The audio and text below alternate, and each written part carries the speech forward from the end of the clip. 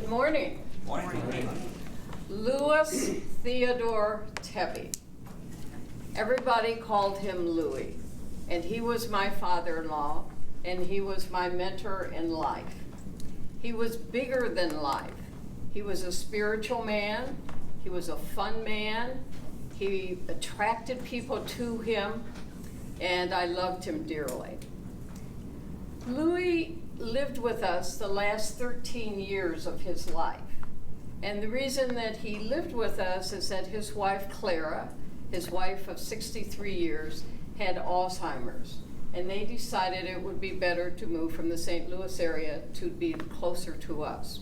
So Louis lived with us, and Clara lived in a memory home for the last 3 years of her life. Louis and Clara did not have an easy life. And Louis buried his wife after living here 3 years, and he grieved greatly her loss.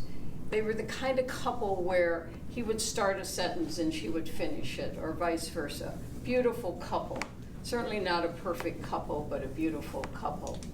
And when she died, he said, and I always remember this because it was like his mantra, he said, it was time for Clara to die. She had fulfilled her purpose in life.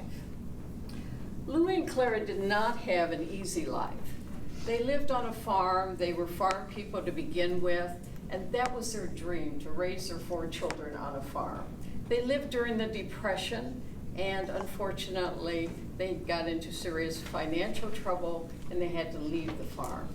They moved to the nearest city, which was in the St. Louis area, and Louis worked the next 50 years in a factory as an assembly person. To make ends meet, Clara worked as a housekeeper in a hospital. When Louis came to live with us, he was very active. He was bigger than life. I used to say, you know, that show, Everybody Loves Raymond, it should have been Everybody Loves Louis. He just attracted people to him. It didn't take him long before he was a member of all kinds of groups. He would go with people that he met at church, people that he met in the neighborhood on, oftentimes in the morning, to McDonald's for coffee. And he loved McDonald's because they gave free refills. He would go play pool with his friends. He would play checkers. He just loved being with people. In the afternoon, he would oftentimes visit his wife while she was still living. He also decided he needed to do some volunteer work. So he went and he would work at the American Heart Association as an office assistant for 2 or 3 hours, about twice a week. An office assistant meant that he passed out the mail, and he also would deliver packages, and he would shred paper. And he just loved that life because he could just visit with people. Unfortunately, Louis started having some heart trouble, and at the age of 89, he chose to have quadruple bypass. And when we were waiting for him to go into the operating room, he says to Paul and me, he says, I'm looking forward to seeing you when this is all over. And your smiling faces will be a welcome sight. And we said, wow, that's great, Louis. I mean, choking back the tears. And so Louis was right. He sailed through the surgery. He sailed through the recovery, and he just became bigger than life again. Unfortunately, 3 years after Louis's heart problems, his son, my husband, died of a massive heart attack. And Louis and the rest of us were just destroyed. And it took us a long time to overcome the grief. And the grief that that I felt, that certainly Louis felt, our children felt.